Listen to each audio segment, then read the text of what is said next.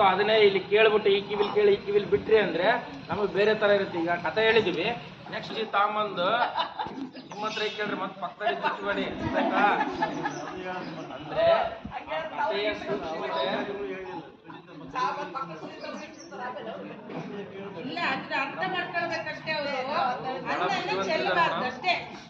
ಆ ಕಥೆಯಿಂದ ತಿಳಿದು ಬರೋದು ಸೂಜಿ ಯಾವಾಗ ಅವಶ್ಯಕತೆ ಬೀಳುತ್ತೆ, ಅನ್ನ ಚೆಲ್ದಾಗ ಅವಶ್ಯಕತೆ ಬೀಳುತ್ತೆ.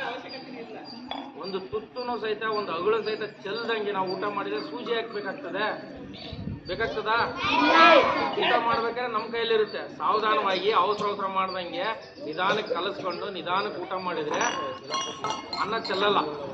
ಚೆಲ್ಲುತ್ತಾ? ಚೆಲ್ಲಲ್ಲ. ಹಾಗಾಗಿ ಸೂಜಿ ಅವಶ್ಯಕತೆ ಇಲ್ಲ. ಗೊತ್ತಾಯ್ತಾ?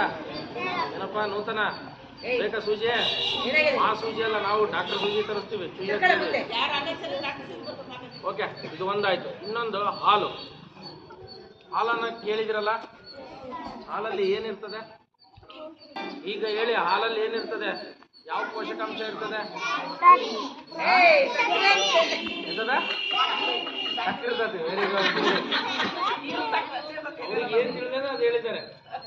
ಮೊನ್ನೆ ನಾವೊಂದು ಪ್ರಧಾನಮಂತ್ರಿ ಅವರ ಆಹಾರ ಪೋಷಣಾ ಕಾರ್ಯಕ್ರಮ ಮಾಡಿದ್ವಿ, ಗೊತ್ತಾ? ಅಲ್ಲಿ ಯಾವ್ಯಾವ ಆಹಾರದಲ್ಲಿ ಏನೇನು ಇರ್ತದೆ ಅಂತ ಹೇಳಿದ್ವಿ. ತಿಳಿಸ್ತಿದ್ಯಾ? ಏಯ್ ಹೇಳ ಮೇಲೆ ಯಾರವ್ರ? ಪ್ರತಿಯೊಂದನ್ನು ನಾವು ಒಂದ್ ಕಡೆಗೆ ಇಟ್ಬಿಟ್ಟು ಅದ್ರಲ್ಲಿ ಏನೇನ್ ಇರ್ತದೆ ಅಂತ ನಾವು ಹೇಳಿದ್ವಿ ಅಲ್ವಾ? ನೀವು ಬಂದ್ರಿ, ಅದನ್ನ ನೋಡಿದ್ರಿ, ಅಲ್ಲಿ ಕಿಸ್ಕೊಂಡು ಹೋಗ್ಬಿಟ್ರಿ. ಹಾಗಾದ್ರೆ ಅಲ್ಲಿ ಹಾಲು ಇಟ್ಟಿದ್ರು ಕೇಳಿಸ್ತಿದೀಯಾ? ಹಾಲು ಯಾವ ಪೋಷಕಾಂಶಕ್ಕೆ ಇಟ್ಟಿದ್ರಲ್ಲಿ? ಪ್ರೋಟೀನ್ ಅಲ್ವಾ? ಆ ಹಾಲಿನಲ್ಲಿ ಪ್ರೋಟೀನ್ ಇರ್ತದೆ, ದೇಹ ಬೆಳವಣಿಗೆಗೆ ಸಹಕಾರಿ ಆಗುತ್ತೆ. ಆಮೇಲೆ ಹಾಲನ್ನ ಅಮೃತ ಅಂತ ಕರೀತಾರೆ.